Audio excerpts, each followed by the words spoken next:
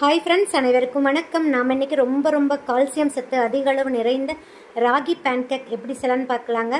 ராகி தோசை, ராகி அடையெல்லாம் பொதுவாகவே ரொம்ப ஹார்டாக இருக்குங்க, கொஞ்சம் வரவரன்னு இருக்கும். அதனாலேயே குழந்தைங்க சாப்பிட மாட்டாங்க, பெரியவங்களும் சில பேர் அவாய்ட் பண்ணுவாங்க. ஆனால் நான் சொல்கிற 2 இன்க்ரீடியன்ஸை இதில் சேர்த்து செஞ்சிங்கன்னா அல்ட்ரா சாஃப்டாக இருக்குங்க. அந்தளவுக்கு சாஃப்டாகவும் இருக்கும், ரொம்ப டேஸ்ட்டாகவும் இருக்கும். ஆயிலும் அதிக அளவு தேவைப்படாதுங்க. ஸோ ரொம்ப ஹெல்த்தியான ஈவினிங் ஸ்நாக் எப்படி செய்யலான்னு பார்க்கலாம்.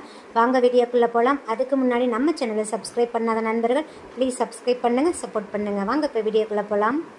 ஃபஸ்ட்டு இந்த மாதிரி ஒரு பவுல் எடுத்துக்கோங்க. அதில் நான் 1/2 கப் அவல் சேர்க்குறேங்க. வெள்ளை பேப்பர் அவல் தான் சேர்த்துருக்கேன்.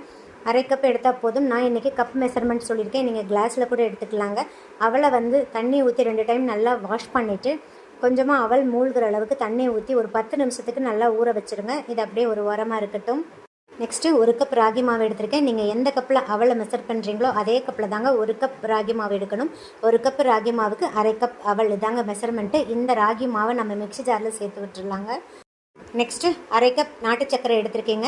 நீங்கள் எந்த கப்பில் ராகி மாவை மெஷர் பண்ணுறீங்களோ அதே கப்பில் 1/2 கப் நாட்டு சக்கரை எடுத்துக்கோங்க. அதையும் மிக்ஸி ஜாரில் சேர்த்து விட்டுடலாம். நாட்டு சக்கரைக்கு பதில் நீங்கள் வெல்லம் சேர்க்குறதா இருந்தாலும் துருவிட்டு 1/2 கப்பை மெஷர் பண்ணி சேர்த்துக்கோங்க. நெக்ஸ்ட்டு நான் ஒரு வாழைப்பழம் எடுத்திருக்கீங்க. மீடியம் சைஸ் வாழைப்பழம் எடுத்திருக்கேன். நான் இன்றைக்கி செவ்வாழைப்பழம் எடுத்திருக்கேன். நீங்கள் நார்மல் வாழைப்பழம் கூட எடுத்துக்கலாம். நம்ம எடுத்துருக்கிற வாழைப்பழத்தை இந்த மாதிரி குட்டி குட்டியாக கட் பண்ணி மிக்ஸி ஜாரில் சேர்த்து விட்டுருங்க. நெக்ஸ்ட்டு நம்ம ஊற வச்ச அவலில் சேர்த்துடலாங்க.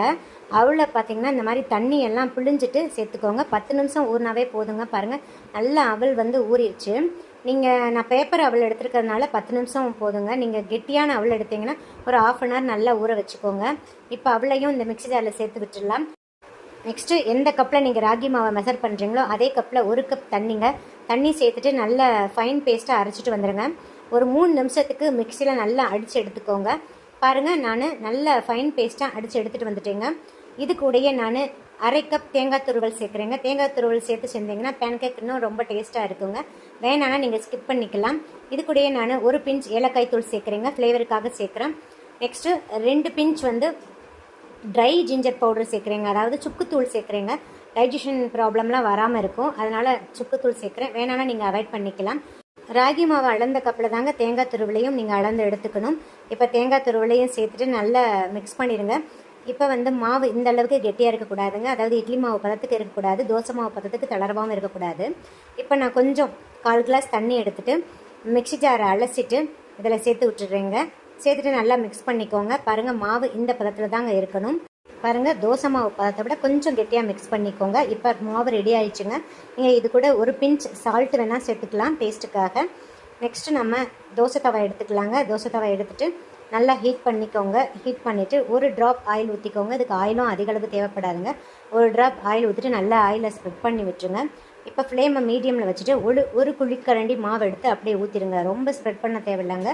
நடுவில் இருக்கிற அந்த முந்தையாக இருக்கிற மாவு மட்டும் நல்லா லைட்டாக அப்படியே ஸ்ப்ரெட் பண்ணி விட்டுருங்க.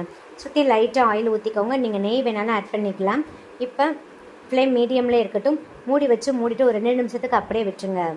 இப்போ 2 நிமிஷம் ஆயிடுச்சு. நம்ம மூடி ஓப்பன் பண்ணிடலாம். இப்போ திருப்பி போட்டுட்டு அதே மாதிரி மூடி வச்சு க்ளோஸ் பண்ணிவிட்டு ஒரு 2 நிமிஷத்துக்கு அப்படியே விட்டுருங்க. பாருங்கள், இப்போ 2 நிமிஷம் ஆயிடுச்சு. 2 பக்கமும் நல்லா சிவந்து வந்துடுச்சு. நம்மளோட சாஃப்டான ராகி பேன்கேக் ரெடி ஆயிடுச்சுங்க. இதே மாதிரி நம்ம மீடியம் ஃப்ளேமில் வச்சு எல்லா பேன்கேக்கையும் ஊற்றி எடுத்துக்கலாங்க. பாருங்கள் ஃப்ரெண்ட்ஸ், ஃபைனலாக நம்மளோட ultra soft ragi pancake ready ஆயிடுச்சுங்க. இது கூட நம்ம அவல் மற்றும் வாழைப்பழமும் சேர்த்துருக்கிறதுனால ரொம்ப சாஃப்டாக இருக்குங்க. நீங்கள் ட்ரை பண்ணி பார்த்தீங்கன்னா உங்களுக்கே தெரியும், ரொம்ப மணமாகவே இருக்கும்.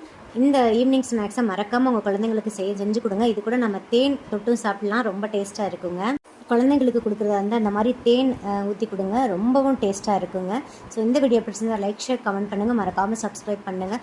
பக்கத்தில் இருக்கிற பெல் ஐக்கானையும் கிளிக் பண்ண மறந்துடாதீங்க. அப்போ தான் டெய்லி அப்லோட் பண்ணுற புத்தம்புது வீடியோக்கள் உங்களுக்கு உடனுக்குடன் நோட்டிஃபிகேஷனாக சேரும். சுவை அறிந்து சுவைத்து பாருங்கள்.